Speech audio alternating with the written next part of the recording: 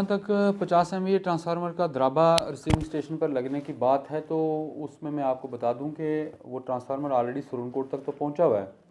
लेकिन वहाँ से उसको ग्रिड स्टेशन जो हमारा रिसीविंग स्टेशन द्राबा है वहाँ शिफ्ट करने में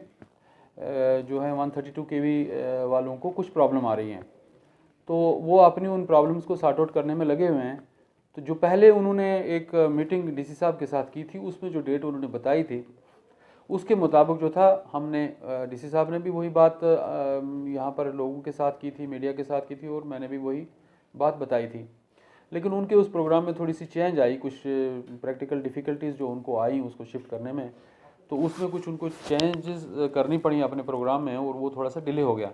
और मैं समझता हूँ कि जिस तरह का मौसम आज बना हुआ है उसके मुताबिक वो जो डिले हुआ वो किसी तरह से मैं ये कह सकता हूँ कि वो बेटर भी हुआ, क्योंकि अगर इस मौसम में बर्फ़ और बारिश के मौसम में अगर उसकी वो फिल्ट्रेशन का काम चल रहा होता या उसकी वो शिफ्टिंग का काम वो चल रहा होता, तो लोगों को 4 या 5 घंटे की सिर्फ पावर सप्लाई मिलनी थी, तो प्रॉब्लम्स जो थी वो बढ़ जाती और काम भी जो है वो जल्दी फ्री नहीं होना था।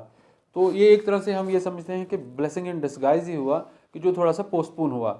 अब जो मैं आपको बताऊं कि इस अरसे में जो पावर की थोड़ी सी दिक्कत आ रही है इस सिटी में, तो उसको लेकर के जो आप पूछते हैं, तो मैं उसमें ये बता दूं आपको कि जैसा ही ये बारिश और बर्फ़ का माहौल जब से बना है, सर्दी बढ़ गई है, तब से सिटी का, खाली पुंछ सिटी की मैं अगर बात करूंगा तो इसमें 3 टाइम्स जो है वो लोड वो इंक्रीज़ हो गया है। और ओवरलोडिंग की वजह से जो है वो पावर में हमारी में ट्रिपिंग्स आ रही हैं, फ्लक्चुएशंस आ रही हैं। तो इसका वो रीज़न है। इसका रीज़न जो है उस ट्रांसफार्मर के साथ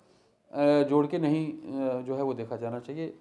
जो मैं बताऊँ। तो अब अभी तो लेटेस्ट उनकी तरफ से कोई इन्फॉर्मेशन नहीं मिली है, लेकिन मुझे लगता है कि वैसे भी जो है ये 1-2 दिन का मौसम का जो है थोड़ा सा इसमें ब्रेक है, और शायद आगे जैसे क्लाइमेट का जो प्रेडिक्शन है उसके हिसाब से शायद 2 दिन के बाद कुछ और भी अभी बारिश या बर्फ़ का कुछ इम्कान दिखाया जा रहा है। तो मुझे लगता है कि ये हफ्ता भर मेरे हिसाब से अभी उसका जो है वो शिफ्टिंग का काम जो है वो नहीं होगा, या उसकी इंस्टॉलेशन का काम नहीं होगा। तो जैसे ही मौसम ठीक होता है उसके बाद जो है वो उसका काम होगा। तब तक जो है इसकी पॉसिबिलिटी मुझे लग रहा है कि तब तक ये थोड़ा 5-7 दिन के बाद ही ये काम होगा। नहीं, मैं उस सिलसिले में आपको बताऊं कि हमारा पैगाम तो वही रहेगा जो हमने इससे पहले भी लोगों से रिक्वेस्ट की है या लोगों की नॉलेज में लाया है, कि जिस दौरान में हफ्ता 10 दिन जैसे हमें उन्होंने बताया है, ट्रांसमिशन जो विंग है हमारा, जो उन्होंने हमें बताया उसके मुताबिक इसको कम से कम 8 से 10 दिन लगेंगे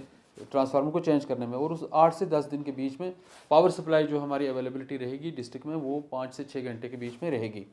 तो मेरी वही फिर से उनसे एक तो ये रिक्वेस्ट रहेगी कि जो ये सर्दी बढ़ने की वजह से, लोड बढ़ने की वजह से जो है पावर सिनेरियो डिस्टर्ब हो गया है, तो मेरी उनसे यही रिक्वेस्ट रहेगी कि वो काइंडली मेहरबानी करके एक्स्ट्रा लोड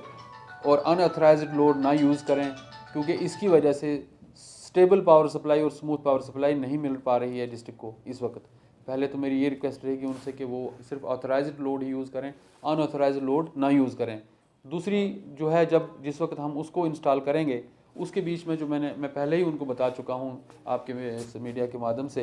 कि उस टाइम पर उनको 5 से 6 घंटे के बीच में पावर मिलेगी उस हफ्ते में जब वो इंस्टॉलेशन प्रोसेस स्टार्ट होगा।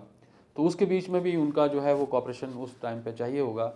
क्योंकि वो 5-7 दिन के बाद जो है हमारी जो है पावर की कैपेसिटी, फिर जैसे मैंने पहले भी बताया है कि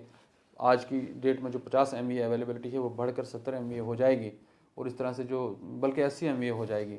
तो इस तरह से जो पावर की अवेलेबिलिटी है वो डिस्ट्रिक्ट पुंछ में सफिशिएंट हो जाएगी, उसके बाद शॉर्टेज ऑफ पावर नहीं रहेगी। लेकिन फिर भी उसका मतलब ये नहीं रहेगा कि हम अनऑथराइज्ड पावर जितनी मर्जी यूज़ करें, हमें फिर भी उसका जुडिशियस इस्तेमाल ही करना होगा।